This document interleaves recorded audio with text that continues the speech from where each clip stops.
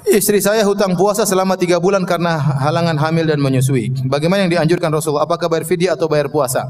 Ini khilaf yang kuat di kalangan para ulama tentang wanita menyusui atau wanita yang hamil. Apakah dia mengqadha bayar puasa ataukah dia bayar fidyah? Secara analogi, secara kias, bahwasanya penghalang puasa ada 2 model. Ada penghalang puasa yang tidak bisa hilang, ada penghalang puasa yang bisa uzur yang bisa hilang. Uzur yang tidak bisa hilang misalnya tua. Orang sudah tua, maka uzur ini enggak mungkin hilang, enggak mungkin dia muda lagi. Maka dia bayar fidyah karena enggak mungkin disuruh qadha karena uzur tersebut tidak bisa hilang. Demikian juga orang yang sakit, yang sakitnya sangat sulit diharapkan kesembuhannya, kemungkinannya kecil. Maka kita jangan bilang tunggu kamu sembuh lagi. Karena uzur ini susah untuk hilang, maka kita suruh bayar fidyah. Dan ada uzur-uzur yang hilang, contoh sakit, contoh safar. Ini uzur yang tidak seterusnya. Orang safar suatu hari tidak safar, orang sakit suatu hari sembuh, wanita haid suatu hari tidak haid.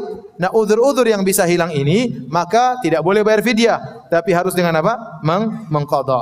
Nah, kalau kita tinjau dari sisi menyusui dan hamil, ini termasuk dari uzur yang bisa hilang.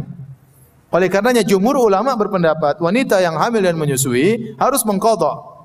Namun yang menjadi masalah ada sebagian fatwa dari sahabat, dari Anas bin Malik dan Ibnu Abbas ya atau Ibnu Umar ya, mereka berfatwa bahwasanya wanita hamil dan menyusui cukup mengqadha, cukup membayar apa? Fidyah.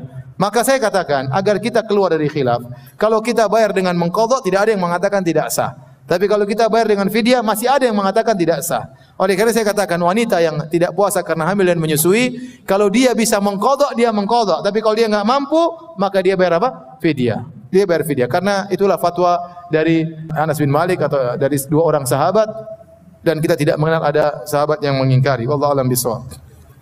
Istri saya alhamdulillah sedang hamil 6 bulan. Apakah boleh puasa? Seandainya tidak puasa bayar fidyah apa saja?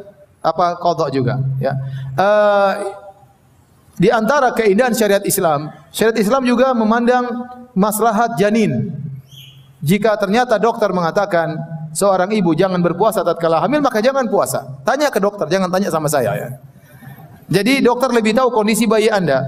Mungkin ibunya kuat, tapi kalau dia berpuasa akhirnya bayinya tidak dapat nutrisi dan itu buruk bagi sang bayi.